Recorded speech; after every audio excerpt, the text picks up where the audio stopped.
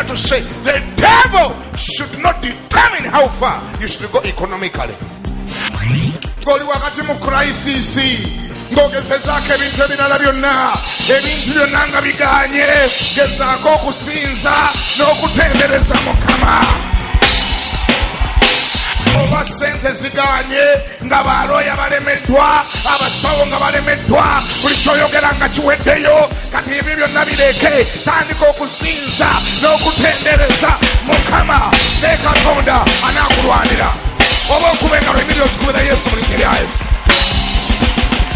Lokoka wenna n'emimwa girokoke, omuntu bw'alokoka, omutwe gulokoka, enviiri zirokoka, amatu galokoka, amaaso galokoka, ennyindo erokoka, emimwa girokoka, ekifuba kirokoka, zipu erokoka, engalo zirokoka, empale ziba ndokole, essuuti ndokole, gomesi ba ndokole, essuuka nga ndokole, bulandiki nga ndokole, nnyumba nga ndokole, firiigi nayo yeetaaga erokoke. Program Amanyi g'ekkanisa ne Bishop David Kiganda okuva mu Christianity Focus Center Mengo Kisenyi, ogenda kusimululwa mu mwoyo ne mu mubiri wano ku UBC Woka. Kiganda, Rakai, Zimbabwe, Lyantonde, Masaka, Mubende, Kingdom FM. Esanikidde zinnayo. City Lunch Fellowship Nakasero. Abantu bawona bafuna emirimu, abatalina ssuubi bafuna essuubi, abantu balokoka. Weeyune City Lunch Fellowship Nakasero okuva ku lunaku lwa wiiki okutuusa ku lw'omukaaga. Ababuulizi nga bakulembeddwamu Bishop David Kiganda n'abakazi n'abasajja ba Katonda bangi ab'okubuulira ekigambo ku ssaawa 6 gwennyini ogw'emisana paka essaawa 8. Akuwa omukisa gojja mu City Lunch Fellowship Nakasero. Eno y'enteekateeka ya saaviisi zaffe mu Christianity Focus Center Mengo Kisenyi buli lwa Sunday okuva ku ssaawa 12 paka ku 45 ez'okumakya tuba n'okuyigirizibwa Bayibuli oba kiyite Bible classes, ate okuva ku ssaawa 2 paka ku 4 ez'okumakya tubeera ne morning service eyo nga ya Luzungu na Luganda, ate okuva ku 4 paka ssaawa 8 ez'olweggulo tuba ne main service eyo nga ya Luganda lwokka, ate okuva ku ssaawa 11 paka ssaawa 1 ez'akawungeezi tuba deliverance service eyo nga yakusabirwa n'okusibwako emikono mu Christianity Focus Center Mengo Kisenyi.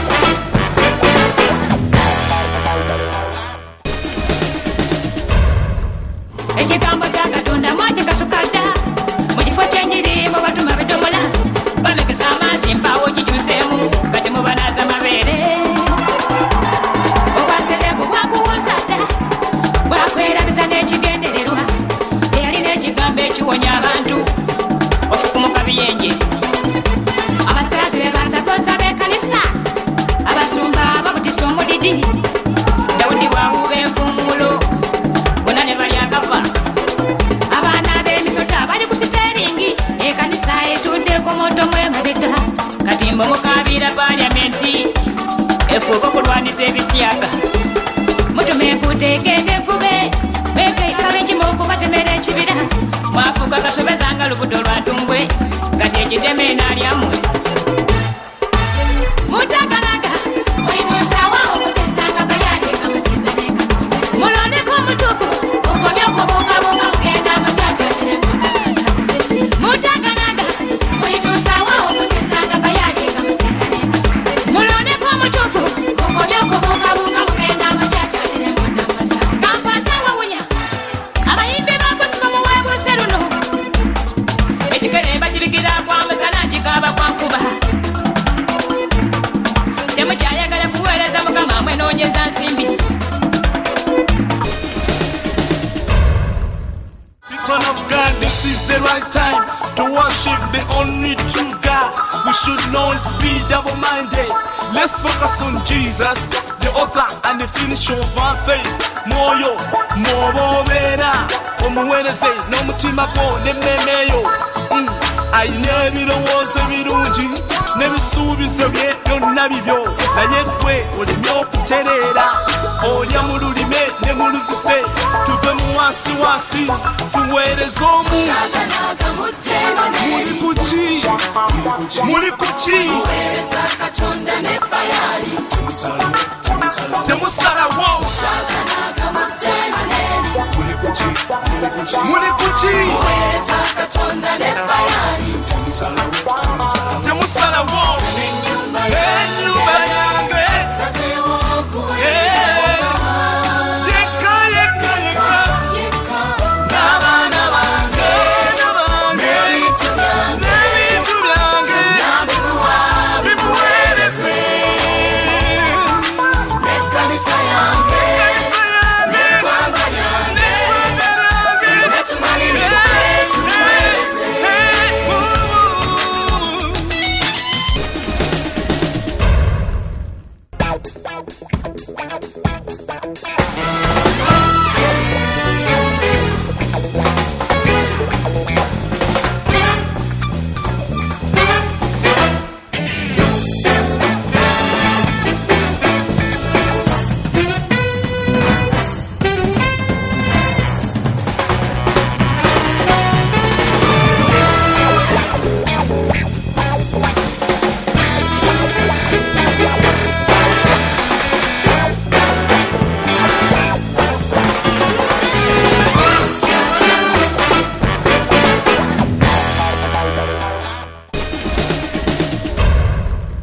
Don't run away from the grace. Stay in the grace of the Lord and walk in the salvation the Lord has given unto you and serve Him faithfully.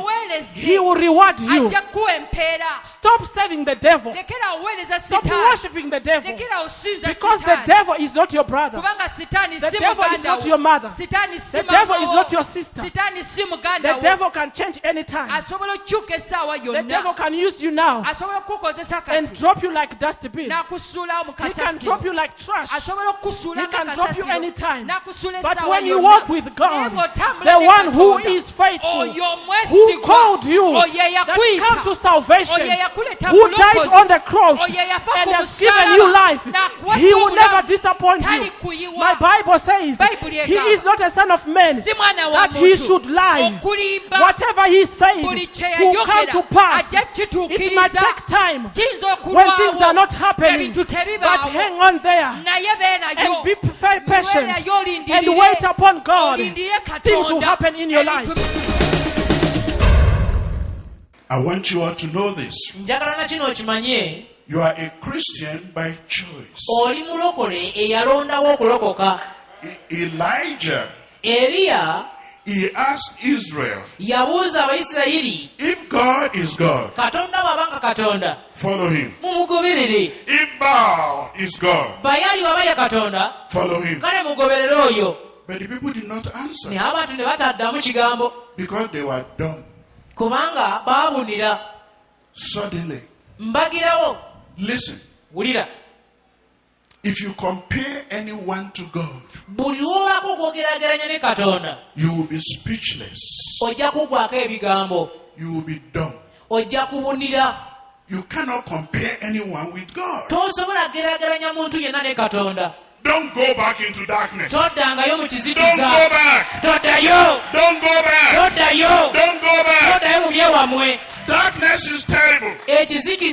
Darkness is death. Darkness is suffering. Darkness is demonic. Don't go back into darkness. Stay with Jesus. Choose Him. Listen to me, preachers. You have a higher calling, because the eternal destiny of this nation is in the hands of the church. Presidents come and presidents go. Kingdoms come and kingdoms go. Empires come and empires go. But the King we serve, He is the same yesterday, today, and forever, and is an eternal King. So don't tell me about having favors. Because you see, the government can come up with laws, but the government cannot change the bad hearts. But in our hands, we hold the sword of the Spirit. And the Bible says, this sword is quick and powerful, sharper than any two-edged sword. With this, we can change the eternal destiny of this nation. Elijah, the Tishbite, why are you? Uganda needs you right now.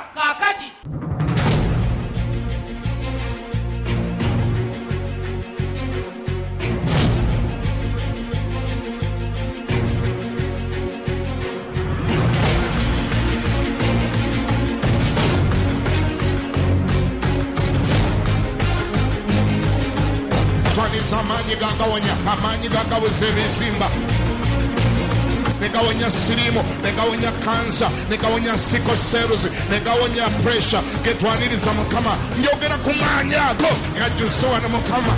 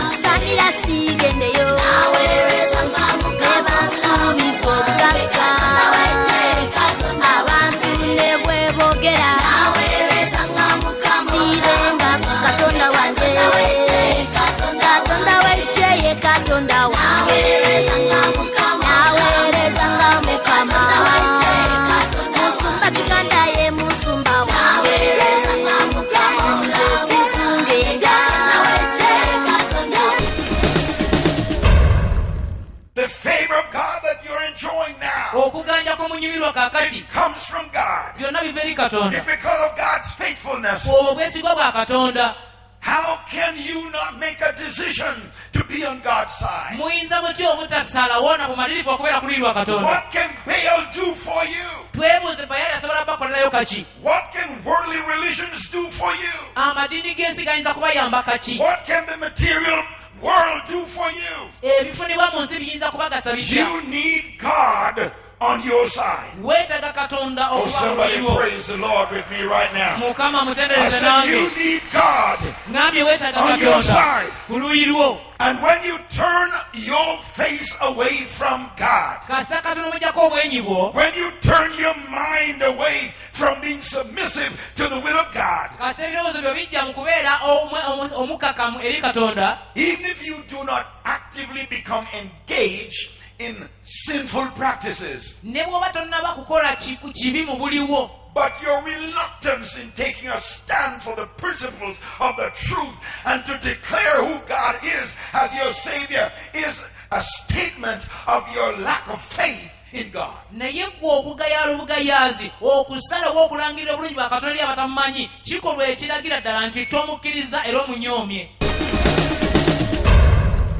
Now, church, I want you to understand that the Lord is God.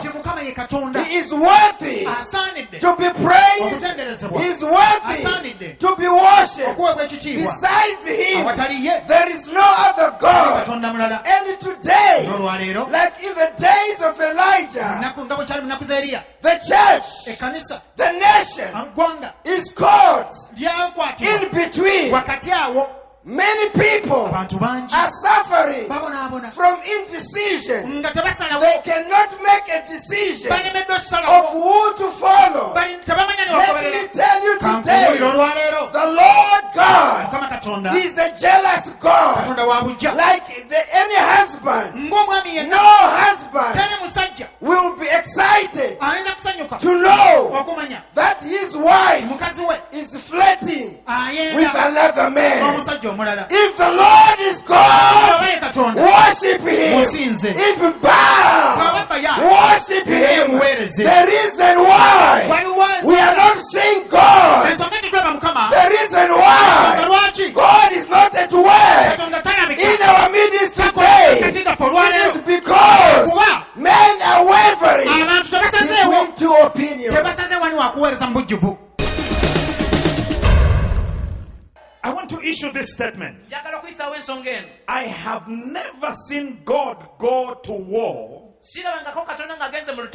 and then come back defeated.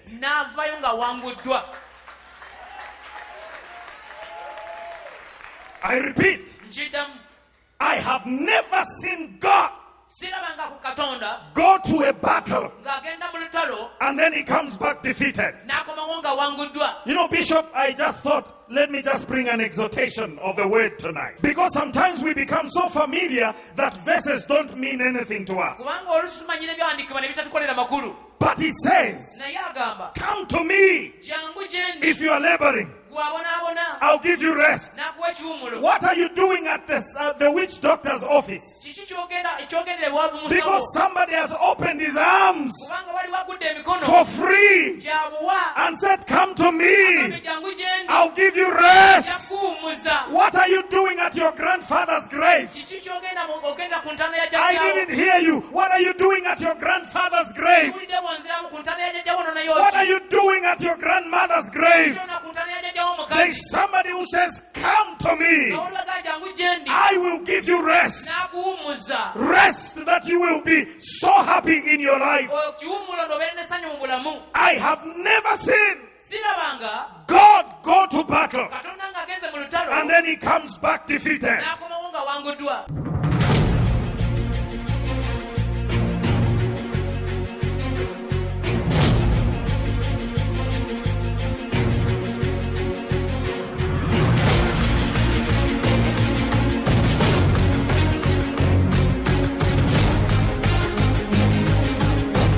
Amanyi gakawonya, amanyi gakaweza ebizimba, negawonya sirimu, negawonya kansa, negawonya sickle cells, negawonya pressure. Getwaniriza Mukama, njogera ku maanyi ago gajjuza na Mukama.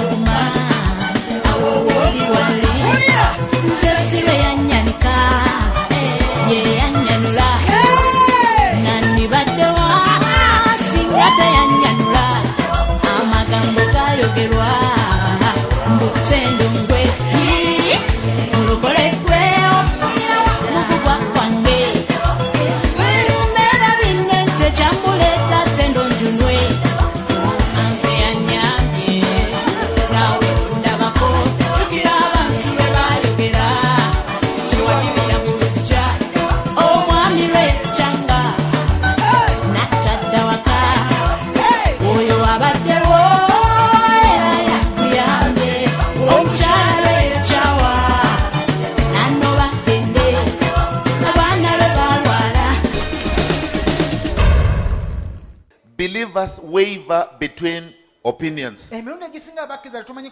because many of us are too weak to make a firm decision. I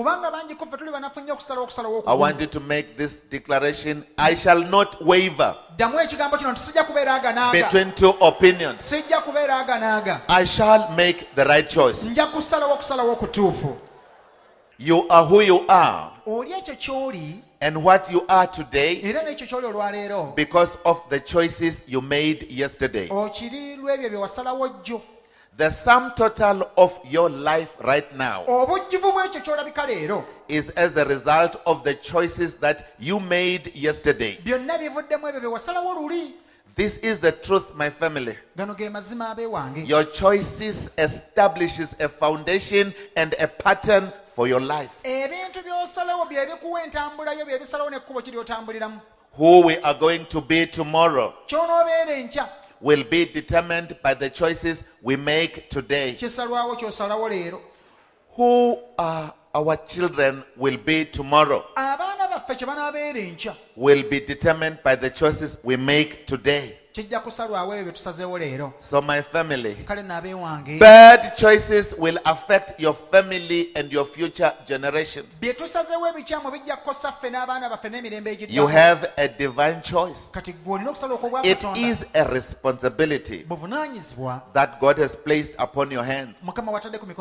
So use your choice wisely.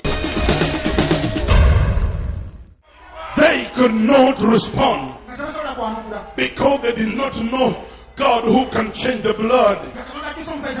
They did not respond because there was no right prophet. But I have good news.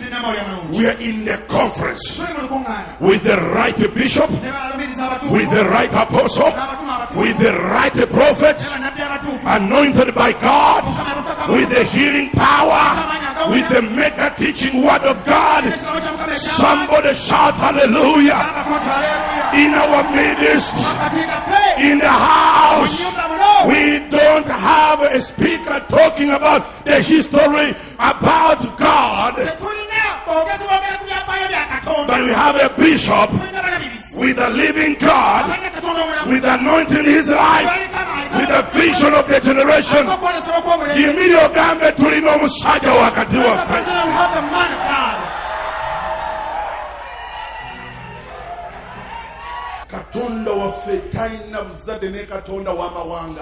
God cannot be linked with the God of the Gentiles.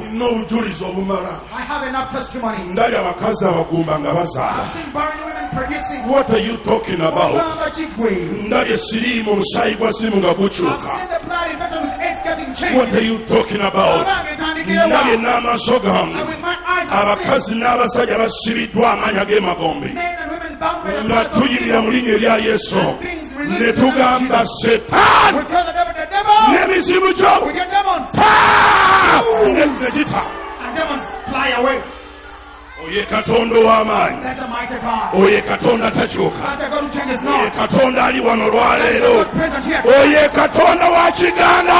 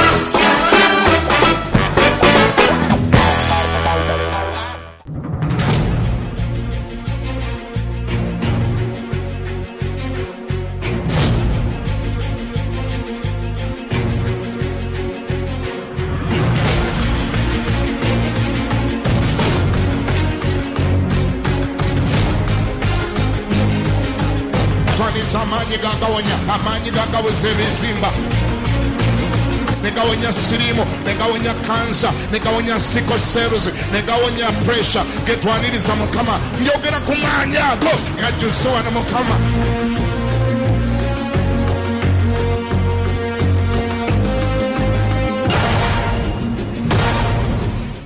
City Lunch Fellowship Nakasero abantu bawona bafuna emirimu abatalina suubi bafuna essuubi abantu balokoka weeyu ne City Lunch Fellowship Nakasero okuva ku lunaku lwa wiiki okutuusa ku lw'omukaaga ababuulizi nga bakulembeddwamu Bishop David Kiganda n'abakazi n'abasajja ba Katonda bangi abokubuulira ekigambo ku ssaawa 6 gwennyini ogw'emisana paka essaawa 8 akuwa omukisa gojja mu City Lunch Fellowship Nakasero. Eno y'enteekateeka ya saaviisi zaffe mu Christian Focus Center Emmengo Kisenyi buli lwa Sunday okuva ku ssaawa 12 paka ku 45 ez'okumakya tuba n'okuyigirizibwa Bayibuli oba kiyite Bible classes ate okuva ku ssaawa 2 paka ku 4 ez'okumakya tubeera ne morning service eyo nga ya Luzungu na Luganda ate okuva ku 4 paka ssaawa 8 ez'olweggulo tuba ne main service eyo nga ya Luganda lwokka ate okuva ku ssaawa 11 paka ssaawa 1 ez'akawungeezi tuba ne deliverance service eyo nga yakusabirwa n'okusibwako emikono mu Christian Focus Center Emmengo Kisenyi. Weebali kulaba program amaanyi g'ekkanisa ne Bishop David Kiganda okuva mu Christian Focus Center Mengo Kisenyi girindirire ku Saturday ne ku Lwokutaano wano ku UBC Woka.